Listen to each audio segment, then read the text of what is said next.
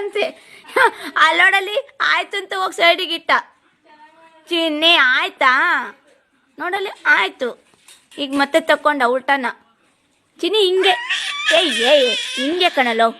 ಆಡಲ್ಲ ಆಯ್ತು ಅಂತ ಮತ್ತೆ ಆಯ್ತು ಅಂದೆ ಆಯ್ತು. ಅಮ್ಮ ಆಡುತ್ತಾಳೆ, ಅಮ್ಮ ಬತ್ತಾಳೀಗ. ಆಗೋಯ್ತಲ್ಲ ನೋಡಿ, ಆಯ್ತು ಅಂದ ತಕ್ಷಣ ಸಾಕಾಯ್ತಂತೆ.